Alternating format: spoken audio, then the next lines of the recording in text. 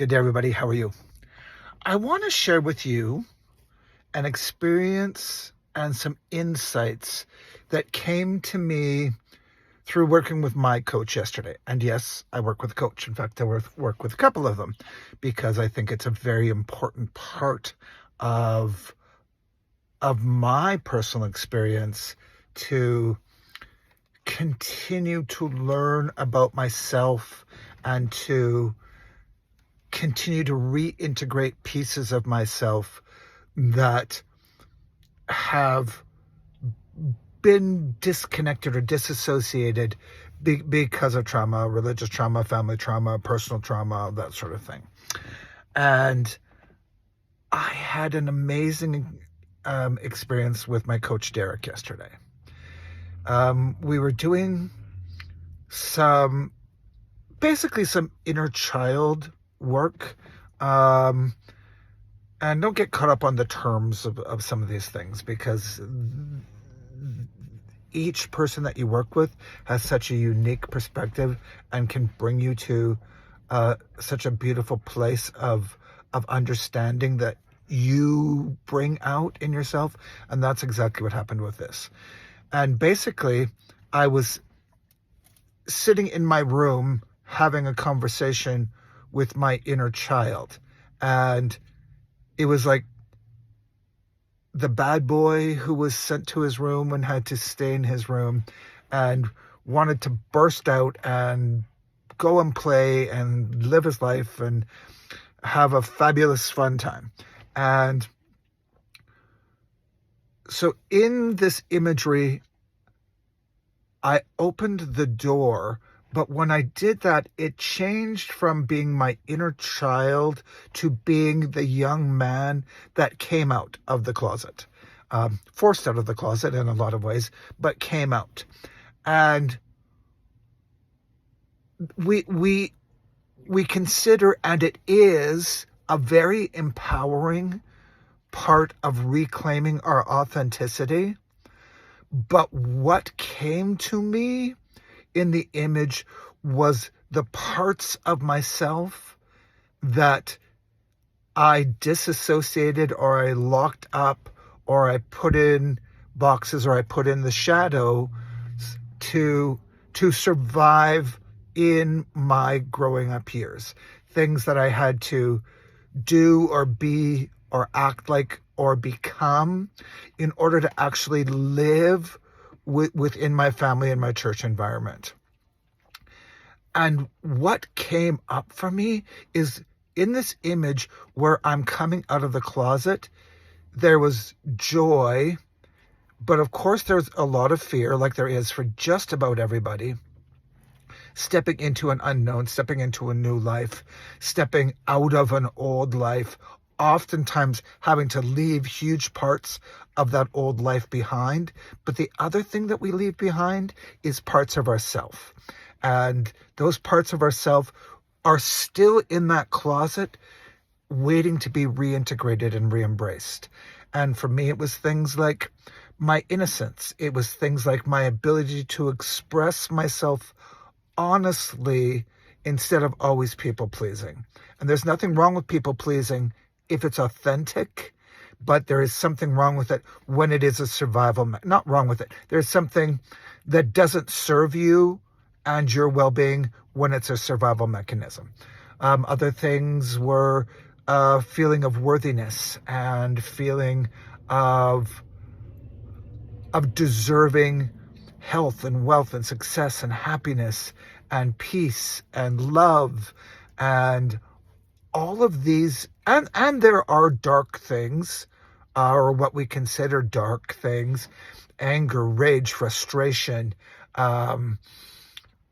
hurt, betrayal. These are all things that we often leave big parts of that are not reintegrated. When we come out of the closet, these things are still in the closet, but these are also parts of ourselves. They're parts of our authenticity that need to be reintegrated, need to be seen for what they are, loved for what they are, whether we consider them positive or negative.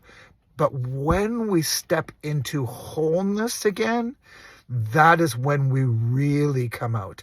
It's not just the experience of telling someone, I'm a gay person, I'm a queer person, I'm a trans person. It's not just stepping out into your sexuality or your gender identity or any of the other things that we consider mostly coming out. There is, like I said, fully coming out is coming out fully. That means fully integrated, fully embracing all the parts of you and healing all the traumas that are in you and releasing that energy and embracing the essence of what was hurt in the trauma process. And the trauma, again, not what happened to you, it's how you internalize it, how you interpret it, and how that energy gets trapped in your being. And so I encourage you today. It was an amazing experience for me. First of all, I just want to say, and I want to say thank you to Derek again for just allowing me the space to experience this and to come to this realization.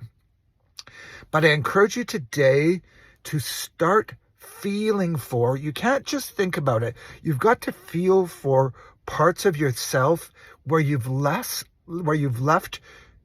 parts of you still in the closet that are still needing to be reintegrated and desperately want to come out and be expressed, because that is the authentic you.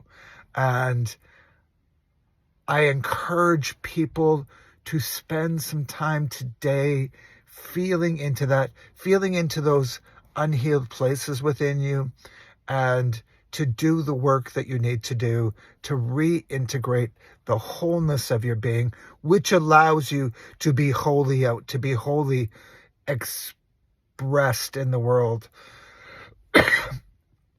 And I will go so far as to say to be holy in a spiritual sense. Holy in a spiritual sense doesn't mean perfect.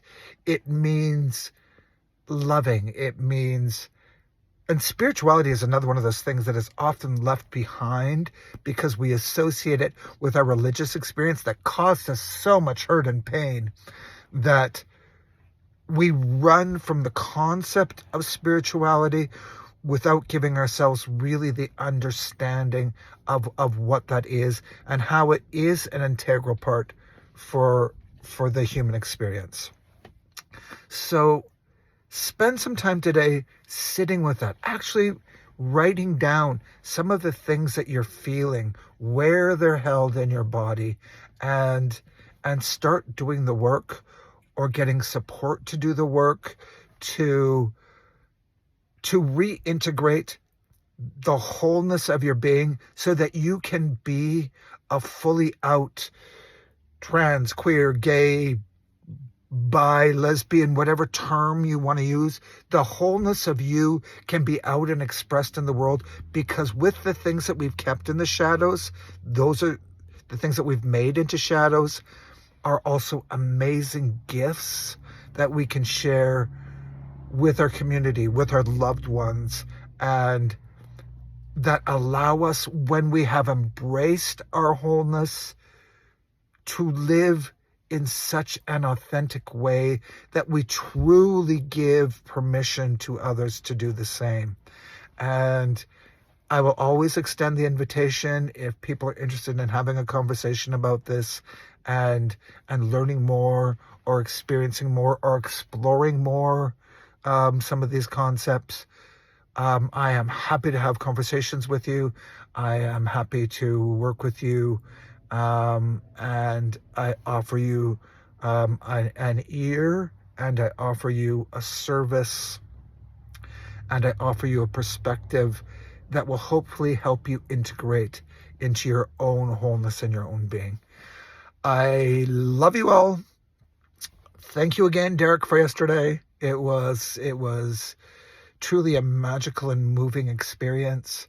And even though I've been doing this work for decades and decades, there are still obviously things in my closets that I've resisted and put up barricades to keep hidden from others and from myself. And stepping more fully into my authenticity yesterday was such a beautiful and liberating and powerful and transmuting experience. And it will look different and feel different for each of you, but I can tell you there will be a mixture of both pain as the healing begins to occur, but magic on the other side. And truly loving and accepting yourself will change how we live in our community and how our community actually operates, because we will step beyond the judgments and the barriers and the groups. And it's nothing wrong with having a group or a sense of identity or a group of people that you associate with that are your tribe, but our tribes do not need to be at war. And as long as we are still at war with ourselves, which is what we are when we're not fully integrated, we're going to experience that in our community as well. And now is the time for us to step up and link arms and express our love and our appreciation and our power, and make sure that the world sees that as well. And in our unity is our strength. And that's both on a personal level, when we're completely unified with the whole of what we are, and as a community, when we come together in unity and love and support. So that was my experience yesterday. Thank you for taking the time to listen. And I hope that there are moments of inspiration that you will get from this and start being able to apply and integrate into yourself. I truly love you all. Hope you have a fantastic day, and we'll talk tomorrow. Bye-bye.